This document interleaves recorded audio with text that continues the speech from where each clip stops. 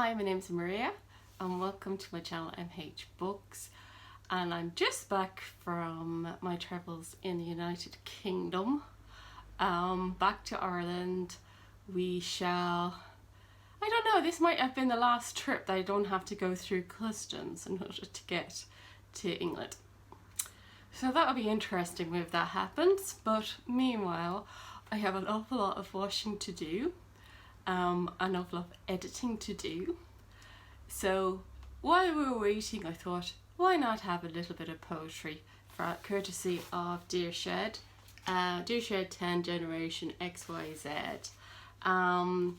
It's introduced in the next section by Kate Fox. I'm sorry, Kate, I didn't get any of your spoken word in full anywhere, so you're not included. But she's a fabulous speaker and she's all over BBC, so catch her please. So I'll let the Kate get on with introducing it. See yous. So poetry, for some of you at this moment, it's only something you'll find out about at school in the form of something that's not around fronted adverbials. Some of you will have found out about it in a textbook, some of you will read it every day, some of you will write it every day, some of you will sneak and write it behind a shed or in a field, some of you will watch it on YouTube. But I think one of the best ways that you can ever encounter poetry is somewhere like this, in a tent, whether you're meant to or not. And for some of you, you'll be encountering this next poet for the first time. You are lucky. Well, you might have seen her before, as I have. I am lucky to be seeing her again. Please welcome Jackie Hagan.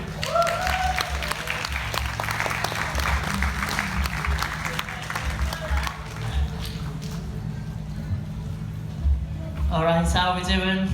We might be a little bit chaos, a little bit mental, and it's a list of advice of how to get from one end of the day to the other. I've just turned up. This festival is much bigger than I think. That's very distracting. Let's not walk off the edge of the stage, eh? This is called You Can't See Through Another Man's Eyelids. 1. Don't cut off your face despite someone else's face. 2. Don't cut off your face. 3. A bullseye pause in someone else's mouth doesn't necessarily mean it's time for you to speak. 4. You're probably not as ugly as you think you are. You are a generous buffet of crisps. 5. The minimum fill line on a kettle is real. If I teach you anything, that's it. 6. Don't be mean to fumbling people. The wet effort they put into punchlines. People can fly when you don't make them feel self-conscious about it. 7. Romanticize the repetitive clunk. 8. Give your pets a heroic aura. 9. I have to censor this one. I come from a town where the barmaids have boobs and the fellas are homophobic, but in a nice way. Your ears and your shorts and your ma tells me you're gay, but I knew your dad and he was witty and so are you. You're alright, you love, yeah? Weird hair. 10. Oh, it's more censored. 10. The fight for sexual equality is not between men and women, it's between people and silly sausages. Fill it in your mind. 11. No one looks like Kate Moss, including Kate Moss. 12. If I could stay in that moment where the tennis ball reaches its height and takes a breath before remembering to fall. In that moment, sunset feels like acceptance. 14. Unsolicited advice can make you sound like a spoon. Cheers, clap. Pentatonic riffing. Has it been good fun? Yeah, seen lots of good music, lots of good acts, all that sort of stuff. Fantastic. Okay, right.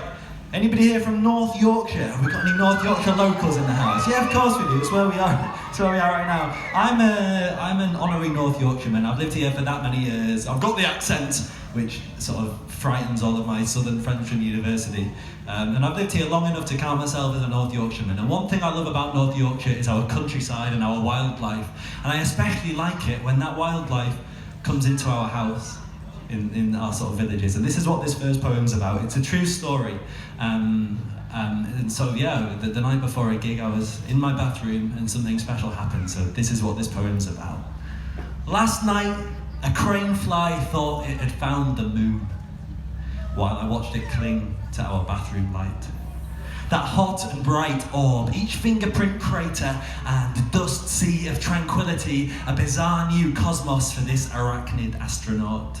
And I'm remembering what it's like to discover new worlds, or new parts of ourselves and the thrill of it all, and the fresh, slick gleam of it all. And I try to lure this little thing and its dreams of above the cornfield, and for a moment it stutters in the bottom of that plastic jug, and I lunge out to toss it out of the window. But no, this is one giant leap for harvest mankind, and in an instant it boomerangs back in out of the night and rests again on the low new moon. So I let it, and it plants its flag of the arable memory of this irrelevant but crucial patch of North Yorkshire land with its hill brows and scorched hedges. And I hope, even pray, that when it does find that moon, or at least our moon, beyond our skies, it will see the value in the light bulb.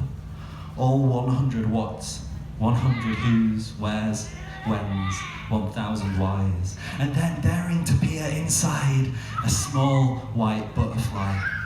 Why are you up so late? I ask it, and it answers by joining the harvestmen in lunar celestial situation, and I'm staring up, my telescope eyes happy that they're both so safe and so still. And so all the caterpillar years and languid cocoon summers on lawns have come to pass. We've been on our marks, and I want to know which bathroom lights I'll be clinging to soon. Which bathroom lights on darker nights will be my moon? And will I know, or will I just then inhale and fly away to tell of the moon on the blossoms of tomorrow? Or jump into the jug and jolt out of the window gap and seethe, so cool, into freshness and space, leaving an onlooker alone in the bathroom of an empty family home whispering after me, what attracts you to this light? What attracts you to this electric light? Thank you.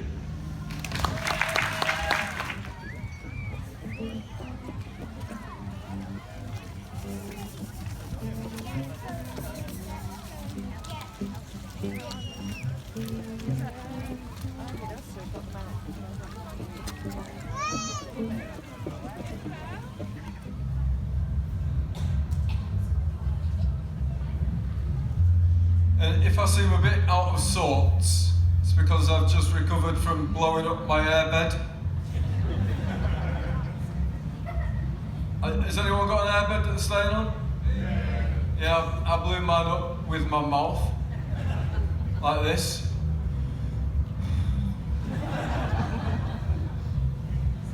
This is called Maroon. The painters have painted my room. Maroon, yeah. The painters have painted my room. Maroon! Maroon! Maroon's maroon! I've got a maroon room! I'm marooned in a room of maroon. The walls are maroon. The floor of my maroon is maroon. The curtains are maroon. It's so maroon, it's ruined. Yeah? Give me back my room, paint away the maroon. I look up to the 12 of my SpongeBob SquarePants clock, and I can see that where the painters have painted, they've spilt quite a big dollop of maroon paint over the 12 of my clock. The painters have painted my noon! My noon's maroon! I've got a maroon noon! I tear down my maroon curtains and look up to the moon. The painters are painting my moon maroon. The painters are painting my moon maroon. My moon! My moon's maroon! I've got a maroon moon! Right, you've got the anger in you from the state of this country